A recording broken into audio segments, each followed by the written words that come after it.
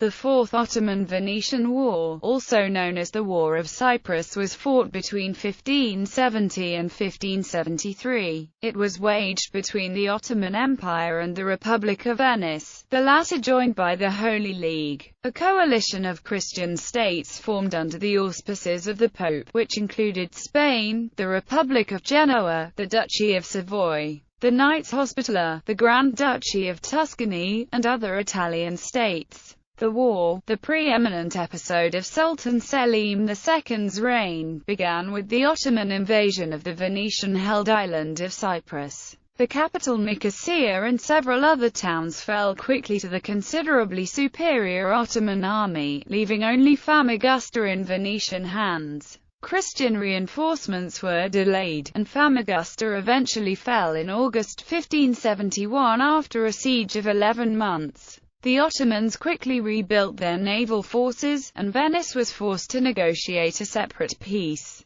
ceding Cyprus to the Ottomans and paying a tribute of 300,000 ducats. Background: the large and wealthy island of Cyprus had been under Venetian rule since 1489. Together with Crete, it was one of the major overseas possessions of the Republic, with a population estimated at 160,000 in the mid-16th century. Aside from its location, which allowed the control of the Levantine trade, the island possessed a profitable production of cotton and sugar. To safeguard their most distant colony, the Venetians paid an annual tribute of 8,000 ducats to the Mamluk sultans of Egypt, and after their conquest by the Ottomans in 1517, the agreement was renewed with the Ottoman Porte. Nevertheless, the island's strategic location in the eastern Mediterranean, between the Ottoman heartland of Anatolia and the newly acquired provinces of the Levant and Egypt, made it a tempting target for future Ottoman expansion.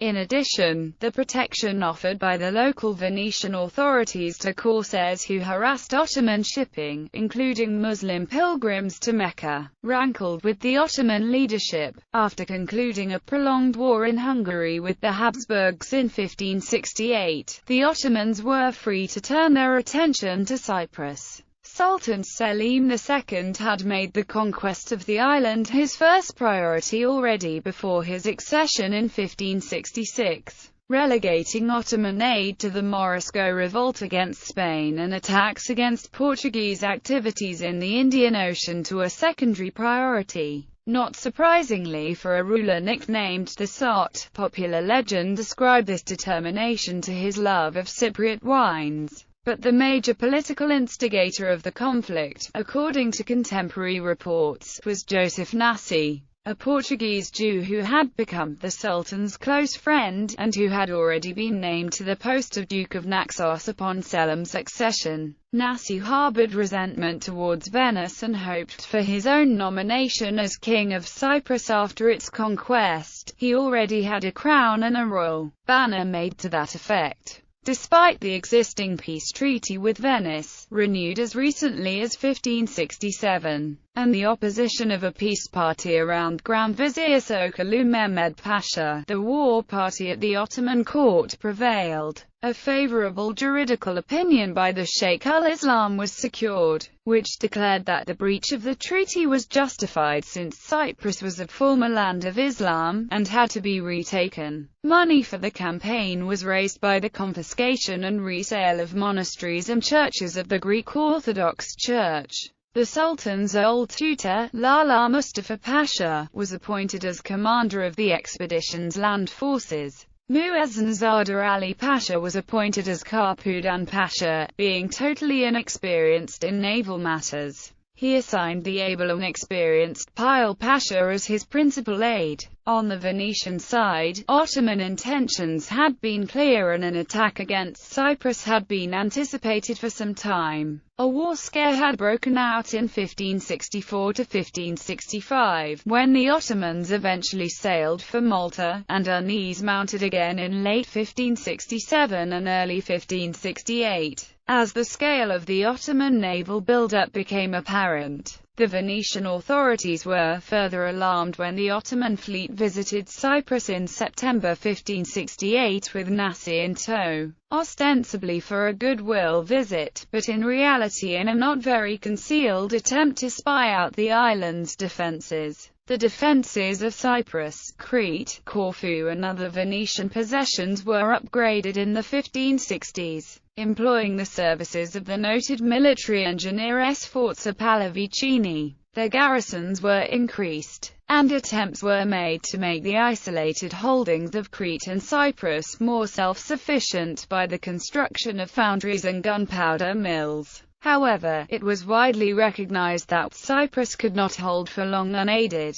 Its exposed and isolated location so far from Venice, surrounded by Ottoman territory, put it in the wolf's mouth, as one contemporary historian wrote. In the event, lack of supplies and even gunpowder would play a critical role in the fall of the Venetian forts to the Ottomans. Venice could also not rely on help from the major Christian power of the Mediterranean, Habsburg Spain, which was embroiled in the suppression of the Dutch revolt and domestically against the Moriscos. Another problem for Venice was the attitude of the island's population. The harsh treatment and oppressive taxation of the local Orthodox Greek population by the Catholic Venetians had caused great resentment, so that their sympathies generally lay with the Ottomans. By early 1570, the Ottoman preparations and the warnings sent by the Venetian Beylik at Constantinople, Marco Antonio Barbaro, had convinced the Signoria that war was imminent. Reinforcements and money were sent post-haste to Crete and Cyprus. In March 1570, an Ottoman envoy was sent to Venice, bearing an ultimatum that demanded the immediate cession of Cyprus. Although some voices were raised in the Venetian Signoria advocating the cession of the island in exchange for land in Dalmatia and further trading privileges, the hope of assistance from the other Christian states stiffened the Republic's resolve, and the ultimatum was categorically rejected. Ottoman conquest of Cyprus. On 27 June, the invasion force, some 350 to 400 ships and 60,000–100,000 men, set sail for Cyprus. It landed unopposed at Salines, near Larnaca on the island's southern shore on 3 July, and marched towards the capital, Nicosia. The Venetians had debated opposing the landing, but in the face of the superior Ottoman artillery, and the fact that a defeat would mean the annihilation of the island's defensive force, it was decided to withdraw to the forts and hold out until reinforcements arrived. The siege of Nicosia began on the 22nd of July and lasted for 7 weeks, until the 9th of September. The city's newly constructed trace Italian walls of packed earth withstood the Ottoman bombardment well. The Ottomans, under Lala Mustafa Pasha, dug trenches towards the walls, and gradually filled the surrounding ditch, while constant volleys of arquebus fire covered the sappers' work. Finally, the 45th assault, on the 9th of September, succeeded in breaching the walls after the defenders had exhausted their ammunition. A massacre of the city's 20,000 inhabitants ensued. Even the city's pigs, regarded as unclean by Muslims, were killed, and only women and boys who were captured to be sold as slaves were spared. A combined Christian fleet of 200 vessels, composed of Venetian, Papal and Neapolitan, Genoese, Spanish squadrons that had belatedly been assembled at Crete by late August and was sailing towards Cyprus, turned back when it received news of Nicosia's fall. Following the fall of Nicosia, the fortress of Kyrenia in the north surrendered without resistance, and on 15 September, the Turkish cavalry appeared before the last Venetian stronghold, Famagusta. At this point already, overall Venetian losses were estimated by contemporaries at 56,000 killed or taken prisoner. The Venetian defenders of Famagusta numbered about 8,500 men with 90 artillery pieces and were commanded by Marco Antonio Bragadin. They would hold out for 11 months against a force that would come to number 200,000 men, with 145 guns. providing the time needed by the Pope to cobble together an anti-Ottoman league from the reluctant Christian European states. The Ottomans set up their guns on the 1st of September. Over the following months, they proceeded to dig a huge network of criss-crossing trenches for a depth of 3 miles around the fortress, which provided shelter for the Ottoman troops. As the siege trenches neared the fortress and came within artillery range of the walls, 10 forts of timber and packed earth and bales of cotton were erected. The Ottomans, however, lacked the naval strength to completely blockade the city from sea as well, and the Venetians were able to resupply it and bring in reinforcements. After news of such a resupply in January reached the Sultan, he recalled Pile Pasha and left Lala Mustafa alone in charge of the siege. At the same time, an initiative by Sokollu Mehmed Pasha to achieve a separate peace with Venice, founded. The Grand Vizier offered to concede a trading station at Famagusta if the Republic would cede the island, but the Venetians, encouraged by their recent capture of Durazzo in Albania and the ongoing negotiations for the formation of a Christian League, refused. Thus, on 12 May 1571, the intensive bombardment of Famagusta's fortifications began, and on 1 August, with ammunition and supplies exhausted, the garrison surrendered the city. The siege of Famagusta cost the Ottomans some 50,000 casualties. The Ottomans allowed the Christian residents and surviving Venetian soldiers to leave Famagusta peacefully, but when Lala Mustafa learned that some Muslim prisoners had been killed during the siege, he had Bragadin mutilated and flayed alive, while his companions were executed. Bragadin's skin was then paraded around the island, before being sent to Constantinople, the Holy League. As the Ottoman army campaigned in Cyprus, Venice tried to find allies. The Holy Roman Emperor, having just concluded peace with the Ottomans, was not keen to break it.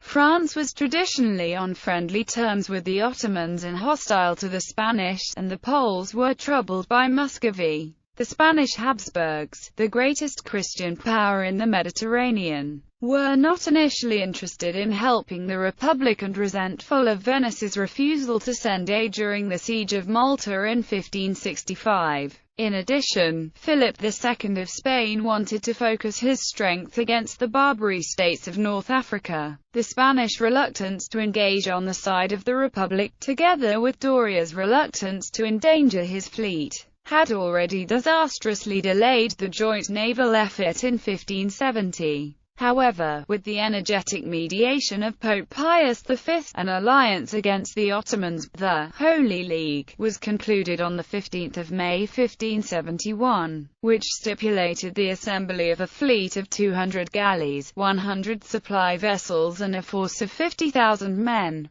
To secure Spanish assent, the treaty also included a Venetian promise to aid Spain in North Africa. According to the terms of the new alliance, during the late summer, the Christian fleet assembled at Messina, under the command of Don John of Austria, who arrived on 23 August. By that time, however, Famagusta had fallen, and any effort to save Cyprus was meaningless. Before setting sail for the east, Don Juan had to deal with the mutual distrust and hostility among the various contingents, especially between the Venetians and the Genoese. The Spanish admiral tackled the problem by breaking the various contingents up and mingle ships from various states. Doria assumed command of the right wing, Don Juan kept the center, the Venetian Agostino Barbarigo received the left, and the Spaniard Alvaro de Bazan the reserve. Unaware of Famagusta's fate, the Allied fleet left Messina on 16 September, and 10 days later arrived at Corfu, where it learned of the Ottoman victory. The Ottoman fleet, commanded by Muezzin Zadar Ali Pasha, had anchored at Lepanto, near the entrance of the Corinthian Gulf. Battle of Lepanto.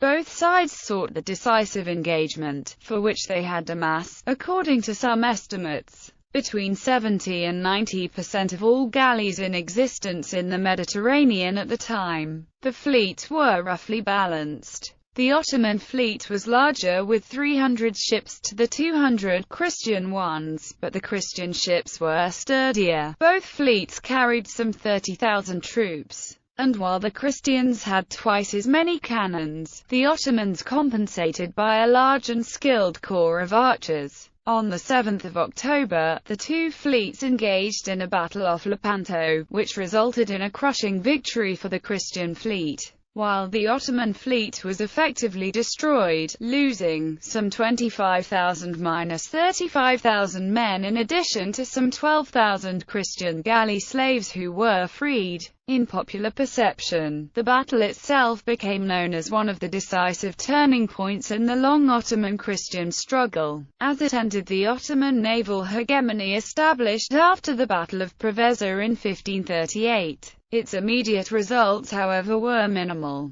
The harsh winter that followed precluded any offensive actions on behalf of the Holy League, while the Ottomans used the respite to hurriedly rebuild their naval strength. At the same time, Venice suffered losses in Dalmatia, where the Ottomans attacked Venetian possessions. The island of Hvar was raided by the Ottoman fleet, with the Turkish forces burning down the towns of Hvar, Starigrad and Verbosca. The strategic situation after Lepanto was graphically summed up later by the Ottoman Grand Vizier to the Venetian Bey.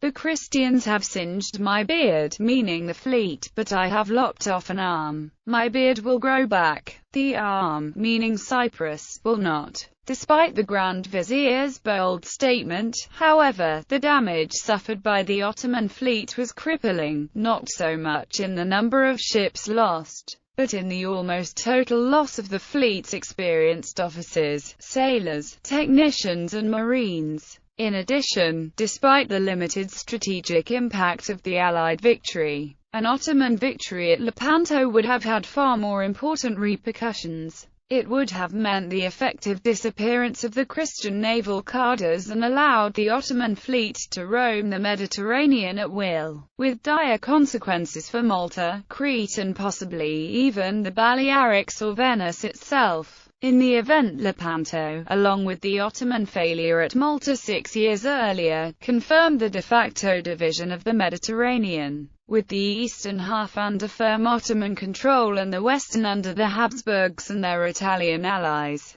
The following year, as the Allied Christian fleet resumed operations, it faced a renewed Ottoman navy of 200 vessels under Killik Ali Pasha. The Spanish contingent under Don John did not reach the Ionian Sea until September, meaning that the Ottomans enjoyed numerical superiority for a time, but the Ottoman commander was well aware of the inferiority of his fleet, constructed in haste of green wood and manned by inexperienced crews. He therefore actively avoided to engage the Allied fleet in August, and eventually headed for the safety of the fortress of Modon. The arrival of the Spanish squadron of 55 ships evened the numbers on both sides and opened the opportunity for a decisive blow. But friction among the Christian leaders and the reluctance of Don John squandered the opportunity. The diverging interests of the League members began to show, and the alliance began to unravel. In 1573, the Holy League fleet failed to sail altogether. Instead, Don John attacked and took Tunis, only for it to be retaken by the Ottomans in 1574. Venice, fearing the loss of her Dalmatian possessions and a possible invasion of Friuli,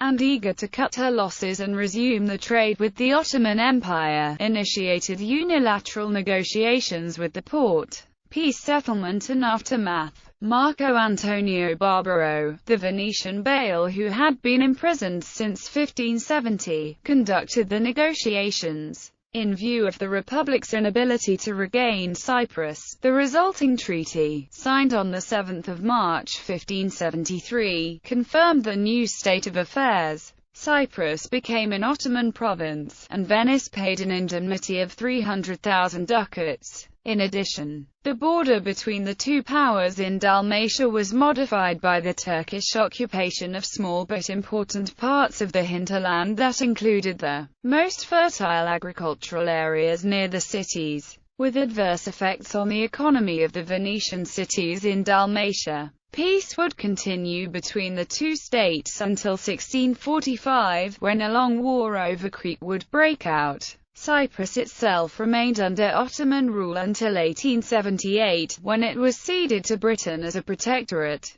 Ottoman sovereignty continued until the outbreak of World War I, when the island was annexed by Britain, becoming a crown colony in 1925.